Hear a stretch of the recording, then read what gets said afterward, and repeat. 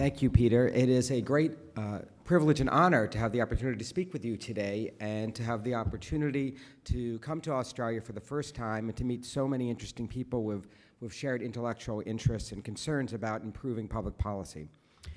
What I want to do today is to try to give you an overview of my research on making policy reform stick, and I will try to give you a flavor of the work I've done in this area, and then I will leave some time for questions, and I hope we can have a dialogue, and particularly interested in your perspective on this issue and similarities and differences between policy reform in the United States and policy reform in Australia and New Zealand. So if this will work, yes. So to begin, let me highlight what my main conclusions are, the takeaway message, if you will, and that is that policy reforms are often adopted with great fanfare. It's a tremendous achievement when the political system is able to muster the will and ability to tackle an important problem and to reform it. But the struggle to recast governance doesn't end at the moment of enactment, and there's some reasons for that. First of all, the politicians who spearheaded a reform effort, they can change their minds about their policy goals. They may decide to do something in the year 2010, and 2015 they have a different point of view. They can lose interest in the issue. There's always pressing priorities for any government. New problems emerge, and the one that they focused on in the past may no longer be pressing. They may be replaced by other office holders, by new coalitions that have different values and priorities. Additionally, policy reform often has enemies. It often will tackle the privileges of some narrow constituency, some special interest whose benefits are inimical to the larger common good. Those special interests may be the losers at the moment of reform enactment, but they don't necessarily disappear. They don't necessarily go away. They may lose one battle, but come back to fight again another day. And so what we need to remember is that rather than a one-shot static affair, reform must be seen as a dynamic process in which reform consolidation can be more difficult than winning adoption of the reform in the first place. And to draw an analogy from everyday life, as many of you I probably can relate to, like all too many Americans, going on a diet is very hard. Losing weight is very hard. But the real challenge is keeping it off, right? It is just like managing your weight is an ongoing process, so too is reform. Now, why should we care about whether reforms stick? Why is this important? Why does this matter for office holders, for citizens? There are several reasons why, and that's because when reforms unravel or collapse after enactment, several bad things can happen. Firstly, the policy gains can be squandered. The very achievements that we work so hard to bring about can be lost. Secondly, when a reform unravels or erodes, it undermines the ability of people to plan for the future. People often need to know, what can we expect from government? They need to adapt their own private lives to the expectations of the benefit flows that will be forthcoming or the rules of the game. When reforms unravel, people lose their ability to make long-lived commitments. And finally, and perhaps most importantly, when we work very, very hard to reform a policy area and then the reform collapses after enactment, it only serves to increase public cynicism about government's ability to actually solve problems. And this is something that I think we need to care deeply about if we want to build support for improved governance. So for policymakers who care about solving problems, who actually want to tackle problems for the public good, who don't want to just simply be involved in symbolic efforts that look good but don't actually achieve anything, it's really crucial to think about what happens after reforms are adopted. And that means that policy advocates should integrate a concern for reform sustainability into their policy designs and implementation strategies. This is something that we need to be thinking about, be mindful of, even before we adopt a policy. As we are designing it, we should be asking, can this new policy reform sustain itself over time?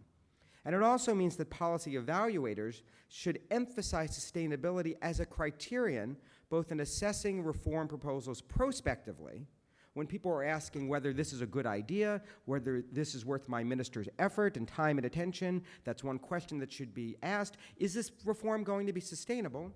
And in addition, as we gauge governmental performance, And as we ask how well government is doing, we should always be asking, what are the prospects for this reform sustaining itself going forward? Not simply asking, is this reform working today, but will it work tomorrow? So the core argument of my book, Reforms at Risk, is that reforms stick, reforms last, reforms endure, not because they are frozen in place, not because their background conditions do not change, but because they reconfigure the political dynamic. It's not the case that somehow we build an edifice of reform that is so solid, made out of cement, that cannot actually be moved. No. In politics, things are changing all the time. The political process is organic. New issues are coming. New coalitions are coming. Public mind shifts. We want reforms to have the capacity, like a ship at sea, to stay afloat even in choppy weather. And what durable reforms do is several things. First of all, they remake institutions. And I realize there may be a little bit of a difference in vocabulary here. By institutions, what I'm really talking about is governance, right? The rules and sets of authority relationships. They changed governance. They're not simply changing public policy outputs at a moment. They're remaking governance. They also upset coalitional alignments. And they cause constituency groups to become vested in the new status quo. This is a political process. We must always remember that reforming government is not simply as important as the technical foundations of reform is. This is a political process that reallocates power, that gives power and authority and standing to new groups and new interests that were previously weak. That's why we're reforming government, to try to empower some people that didn't have the standing previously. And in addition, durable reforms recast ideas, and they alter the menu of policy solutions. So it's crucial then to think about sustainability.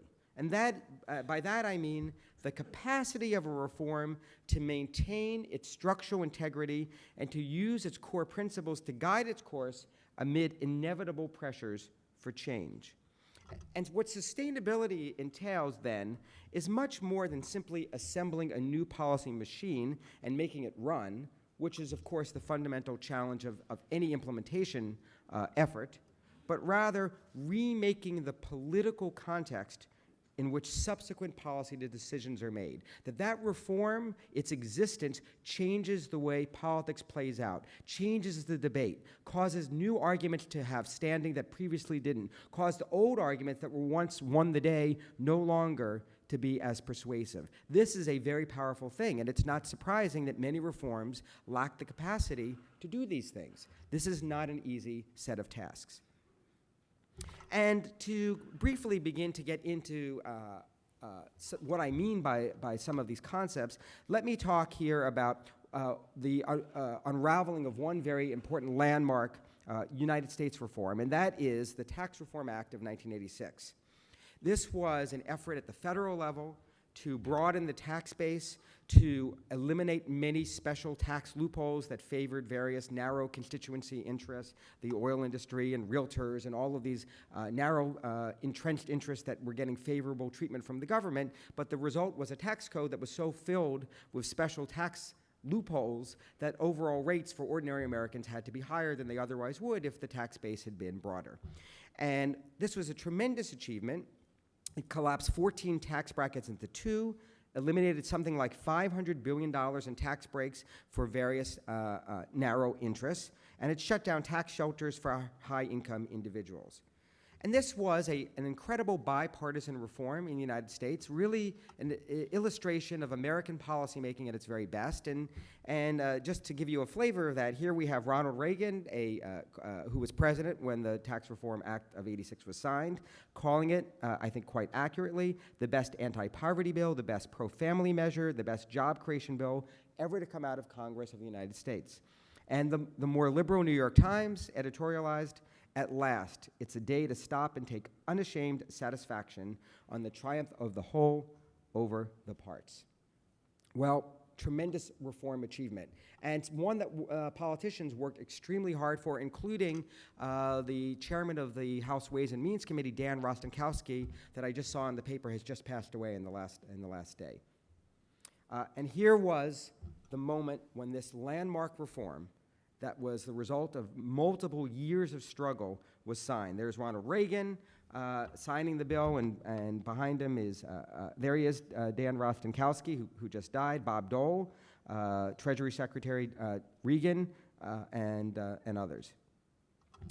And what's sad about this case was that vestiges remain. The law has never been actually repealed. It's still on the books. But the whole tax reform project has collapsed. Since 1986, we've had 15,000 changes to the tax code. Despite this effort to simplify the tax code, the words in the tax code, the IRS code in the United States, have since doubled. Even more upsetting, during the first 3 years after the act was signed, 80% of the members of Congress who were most responsible for passing this bill were again sponsoring legislation to undo the reform. They were doing it because it was profitable, right? All the narrow interests wanted them to undo it, and they were getting campaign contributions, and there was political pressure, and that sense of urgency to reform the tax code had gone away. The media had changed its attention to other issues, and once again, the American tax code sags under the weight of particularistic interests. And so, to try then to solve the riddle of reform durability, why is it that some reforms do seem to stick? Why do some last while others collapse? And in my book, I examine something like 10 landmark United States major canonical reform achievements. And what I found was a striking variety in reform outcomes. Some seemingly momentous reforms have left no permanent trace in governing dynamics, as if they were never passed. You could not find evidence that it changed the way in which policymaking subsequently takes place. Others have been repealed or eroded, and yet still others have become deeply embedded in policy practice, not only